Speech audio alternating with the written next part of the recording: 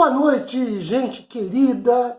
É um prazer poder me dirigir a todos vocês nesta terça-feira, dia 17 de novembro. Eu quero compartilhar com vocês um trecho da palavra do Senhor. Lamentações, capítulo 3, do versículo 22 ao 33, nós faremos a leitura do texto na medida em que formos expondo, ok? Queridos, o livro se chama Lamentações de Jeremias, porque Jeremias foi um profeta que viveu um período antes do cativeiro, ou antes do reino babilônico liderado por Nabucodonosor invadir Jerusalém, reino onde, evidentemente, o profeta Jeremias morava.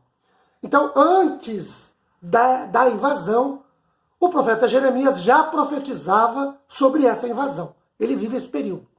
A invasão, ao cerco, a invasão, Jeremias continua lá. O reino de Nabucodonosor leva para a Babilônia os mais jovens, os mais inteligentes, os mais fortes e deixa na cidade de Jerusalém os mais velhos, os mais fracos e os mais doentes. E Jeremias está nisso, não por ser fraco, doente, mas ele está nesse grupo que permanece. Então ele é um profeta antes do exílio e durante uma parte do exílio. E é Lamentações, o nome do livro, porque ele escreve os lamentos, os choros que se dão por conta dessa invasão. Então é ele quem escreve esse trecho. E do versículo 22 ao 33, ele faz várias afirmações sobre o caráter de Deus, sobre a pessoa de Deus. Por exemplo, olha o versículo de número 22. As misericórdias do Senhor são a causa de não sermos consumidos, porque as suas misericórdias não têm fim. Já nesse versículo, queridos, ele fala, o profeta Jeremias, sobre as lembranças da misericórdia ou da benignidade, da bondade divina. E ele afirma dois fatos que são importantíssimos, muito mais para a relação de Deus para conosco do que da nossa para com ele, Deus. O primeiro fato é o seguinte: as misericórdias, ou a benignidade, ou a bondade do Senhor, então, as misericórdias são a causa, ou são o motivo, ou são as razões de nós, meros pecadores, não sermos consumidos ou exterminados. Isso é fundamental do ponto de vista da soberania de Deus. Nós não estamos aqui, chegamos aqui, somos o que somos porque merecemos. Não. Mas sim por causa da manifestação pura da bondade, da misericórdia do Senhor. Então, a misericórdia do Senhor é a causa de estarmos aqui hoje, do nosso fôlego de vida ser renovado, do teto que nos ampara, por mais simples que seja, do pão nosso de cada dia, que por mais simples não nos falta. Claro, tem o nosso empenho, a nossa dedicação, mas tudo isso é fruto dessa misericórdia, que em primeiro fator é causa de não sermos consumidos. E o segundo é que essas misericórdias divinas, elas não têm fim, não acabam. A benignidade, em hebraico, resede, um amor imorredouro, ou a lealdade à aliança do Senhor, é infalível. Então a misericórdia é a causa de não sermos consumidos, e ela é também aquela que não acaba, não termina, nunca se consome. Olha o versículo 23. Renovam-se cada manhã, grande é a sua fidelidade. No versículo 23, Jeremias faz outra afirmação de que justifica o fato de que as misericórdias ou benignidades divinas seria a causa de nós não sermos consumidos e elas não terem fim, que é a seguinte: as misericórdias do Senhor, ou a sua benignidade, são renovadas diariamente. Cada dia, o dia todo, as misericórdias divinas nos dão uma nova oportunidade. Também nesse versículo 23, outra afirmação do profeta sobre Deus. grande é a tua fidelidade. Olha aí o versículo de número 24. Ele diz assim: a minha porção, meu tesouro é o Senhor, diz a minha alma. Portanto, esperarei nele. Deus é o meu bem mais precioso, declara a alma do profeta. Por isso, confiarei, dependerei dele. Queridos, nós temos aqui o consolo assegurado pelo caráter de Deus que está acima do fracasso de qualquer instituição ou ofício. Homens falham, Deus não. Homens erram, Deus não. Instituições fracassam, Deus não. Ele permanece grande em beneficência e verdade em todas as situações. Versículos 25, 6 e 7. 25 diz assim: bom é o Senhor para os que esperam por ele, para a alma que o busca. Verso 26. Bom é aguardar o livramento do Senhor, a salvação do Senhor, e isso em silêncio. E o 27, bom é para o homem suportar o jugo da sua mocidade. Algumas coisas que eu quero destacar aqui. Primeiro, que Jeremias afirma uma vez que Deus é bom.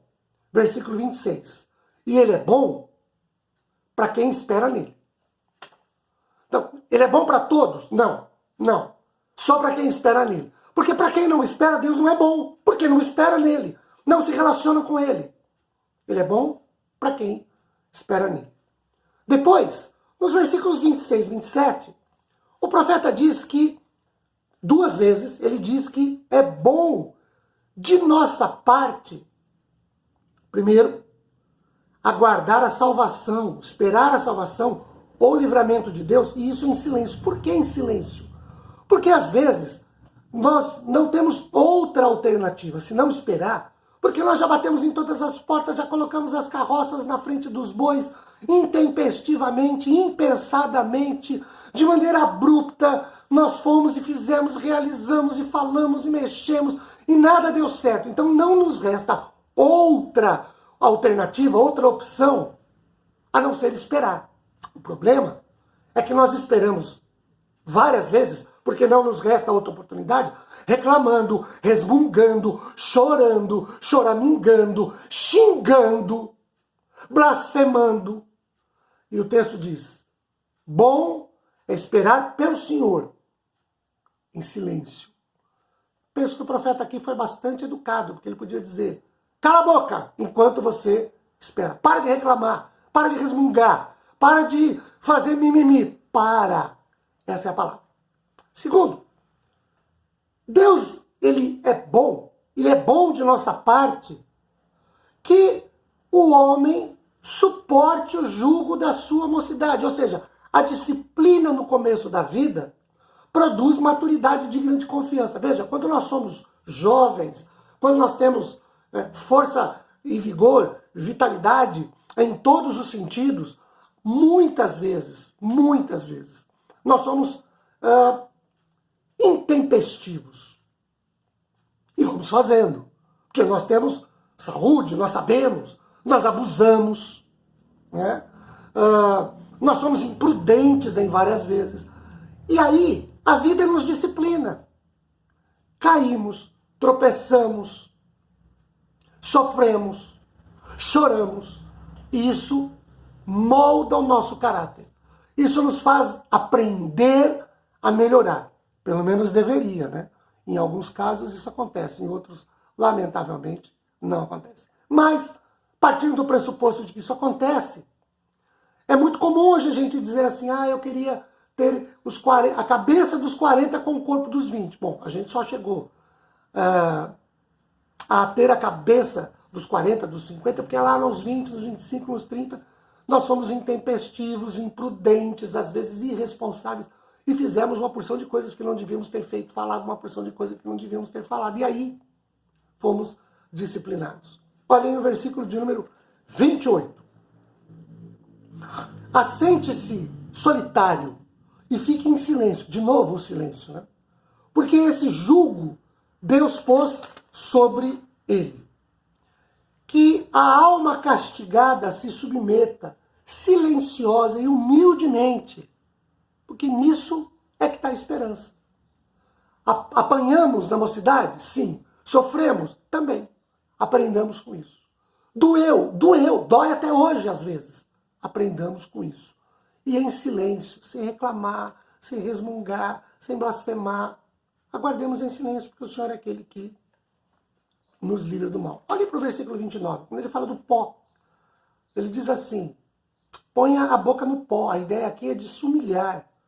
Talvez ainda haja esperança. Qual que é a ideia aqui? Uma confissão de indignidade de nossa parte.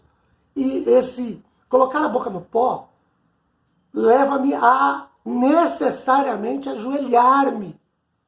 Claro, eu posso me deitar, mas não era o costume oriental, era o costume ajoelhar-se e inclinar-se. Então, a humildade, o reconhecimento de que somos indignos. E aí os versículos 30, 31, até o 33, né? O 30 diz assim, dê a face ao que fere, farte-se de afronta. Dê a face ao que fere, e lembra que Jesus nos diz lá em Mateus, né? Se alguém bater na nossa face à direita, vire à esquerda. Pois é, ou dê a outra face, né?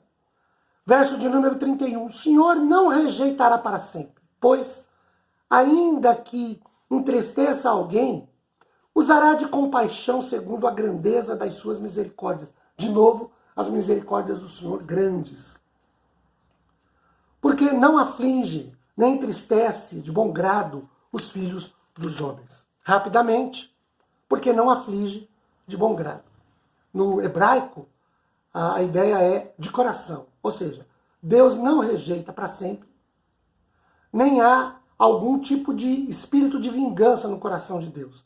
Ele não se deleita, ele não tem prazer em produzir sofrimento. Oferecer a face ao que fere, verso 30, o cativo estava concordando com a ideia de entrega e de submissão total ao reino que foi invadido e pelo invasor. Queridos, essa é a palavra de Deus aos nossos corações na noite de hoje. A misericórdia do Senhor se renova a cada dia, a cada momento, a cada instante nas nossas vidas. E nós precisamos reconhecer que não merecemos nada, que não somos nada sem a misericórdia de Deus. Que Ele nos console e nos conforte pelo seu Espírito Santo. Boa noite. Fiquemos na paz do Senhor. Tchau, gente.